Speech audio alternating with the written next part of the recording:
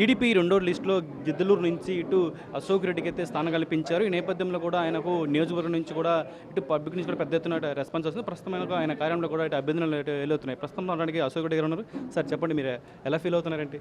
గిద్దలూరు నియోజకవర్గ తెలుగుదేశం పార్టీ అభ్యర్థిగా నన్ను మా అధినాయకుడు గౌరవ మాజీ ముఖ్యమంత్రి గారు నారా చంద్రబాబు నాయుడు గారు కానివ్వండి, అలాగే మా యువ నాయకుడు నారా లోకేష్ బాబు గారు కానివ్వండి, నాకు గిద్దలూరు నియోజకవర్గ తెలుగుదేశం పార్టీ అభ్యర్థిగా నన్ను ప్రకటించినందుకు మనస్ఫూర్తిగా వారికి నేను కృతజ్ఞతలు తెలియజేసుకుంటా ఉన్నాను. నేను ఆ రోజు మా ప్రభుత్వం 2014-19 సంవత్సరం అధికారంలో ఉన్నప్పుడు చేసినటువంటి అభివృద్ధి కానివ్వండి, సంక్షేమం కానివ్వండి, అదే జరిగింది తప్పితే ఈ నియోజకవర్గంలో ఈ 5 సంవత్సరాల కాలంలో అభివృద్ధి కానీ సంక్షేమం కానీ జాడకే కనపడలేదు.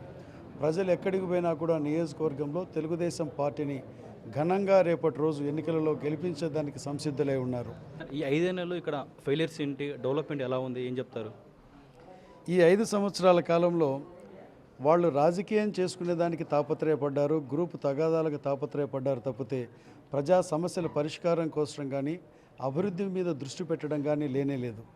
నేను ఎమ్మెల్యేగా ఉన్నప్పుడు ఈ మా గిద్దలూరులో తీవ్రమైనటువంటి త్రాగునీటి సమస్య ఉంటే మా నాయకుడు చంద్రబాబు నాయుడు గారి దృష్టికి తీసుకుని పోయిన వెంటనే ఆ రోజు 500 కోట్ల రూపాయల నిధులను మంజూరు చేయడమే కాకుండా టెండర్స్ పిలిపించారు, పనులు మొదలుపెట్టారు. నిజంగా వీరికి ప్రజా సమస్యలు పరిష్కరించే దాని మీదనే చిత్తశుద్ధి ఉంటే ప్రభుత్వం ఏర్పడ్డ తర్వాత మీరు ఎందుకు ఈ త్రాగునీటికి మీకు వచ్చినటువంటి పనులను మీరు రద్దు చేశారని అడుగుతా ఉన్నాను. రెండవది, గిద్దలూరు టౌన్లో మనం తీసుకుంటే రాచర్ల రైల్వే ఓవర్ బ్రిడ్జ్ సమస్య కానివ్వండి, దాని గుండా తీవ్రమైన ట్రాఫిక్ ఇబ్బందులు ఉంటూ ఉన్నాయి. ఇదే కాకుండా సగిలేరు సమస్య కానివ్వండి, ఇదే కాదు ఆ రోజు మేము మంజూరు చేయించినటువంటి చెరువుల అభివృద్ధి నిధులను మీరు ఎందుకు రద్దు చేశారు? ఏ కార్యక్రమం తీసుకున్నా కూడా అభివృద్ధి అనేటువంటిది జాడే లేదు. మీరు ఇక్కడ లోకల్, ఇక్కడ వైసీపీ అభ్యర్థి నాన్ లోకల్, దీన్ని మీరు ఎలా చూస్తారేంటి? ఒకటండి, స్థానికుడిగా ఉన్నటువంటి వ్యక్తి గెలుపు ఓటములతో నిమిత్తం లేకుండా ప్రజా సమస్యలు పరిష్కరించే దాని పట్ల కానీ ఈ నియోజకవర్గ భౌగోళిక స్థితిగతులు తెలుసుకున్నటువంటి విధానంలో కానీ ఒకవైపు అభివృద్ధి చేసేదానికి లేదా సంక్షేమాన్ని అందించేదానికి అతను నిరంతరం పాటుపడడం జరుగుతుంది. ఈ వలసదారులు నాన్ లోకల్ పీపుల్ అవసరార్థం ఇక్కడికి వచ్చారు తప్పితే ఈ నియోజకవర్గం మీద ప్రేమతోనో ఈ నియోజకవర్గంలో ఉన్నటువంటి ప్రజలకి మేలు చేయాలనేటువంటి ఆలోచనతోనో వచ్చిన వాళ్ళు కాదు. వారి రాజకీయ ప్రయోజనం నెరవేర్చుకునే దానికి వచ్చిన వాళ్లే తప్పితే వీళ్ళు ఈ నియోజకవర్గాన్ని బాగు చేసేది ఏమీ లేదు. అందుకే ఇందాకే నేను చెప్పాను, 81,000తో గెలిచిన మనిషి ఎక్కడ ఉన్నాడు? ఎందుకు నియోజకవర్గం నుంచి వేరే నియోజకవర్గానికి వెళ్ళిపోయాడు? ఈ మాట నేను చెప్పడంలో ఆంతర్యం ఏమిటంటే ఇప్పుడు వచ్చినటువంటి మనిషి కూడా వేరే నియోజకవర్గం నుంచి వచ్చి రాజకీయ ప్రయోజనం కోసం వచ్చాడు తప్పితే మా నియోజకవర్గ ప్రజలకు మేలు చేయాలని మాత్రం కాదు. మేము మరలా చెప్తా ఉన్నాను, నేను పశ్చిమ ప్రకాశం అంటేనే వెనుకబడినటువంటి ప్రాంతం. అందులో గిద్దలూరు నియోజకవర్గం అంటే పశ్చిమ ప్రకాశంలో చిట్ట చివరి ప్రాంతం. ఇది పూర్తిగా వెనుకబడిన ప్రాంతం. కానీ మా నియోజకవర్గ ప్రజలు తెలివితేటల విషయంలో మాత్రం ముందంజలో ఉన్నారు.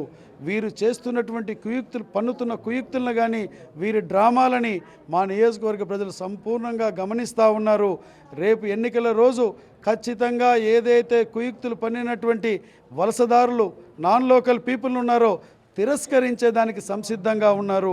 స్థానికుడైనటువంటి నన్ను గెలిచిన ఓడిన నియోజకవర్గ ప్రజలకి సేవ చేయడమే నేను లక్ష్యంగా పెట్టుకొని ముందుకు పోయాను. నేను అదే దిశగా నేను 5 సంవత్సరాల్లో ఓడిపోయినా కూడా నియోజకవర్గంలోనే ఉన్నాను. ఇక్కడ ఎమ్మెల్యేగా అయితే ఈ నియోజకవర్గం మీద అంటే మీకు ఆ డెవలప్మెంట్ మీ యాక్షన్ ప్లాన్ అంటే ఏం చెప్తారేంటి?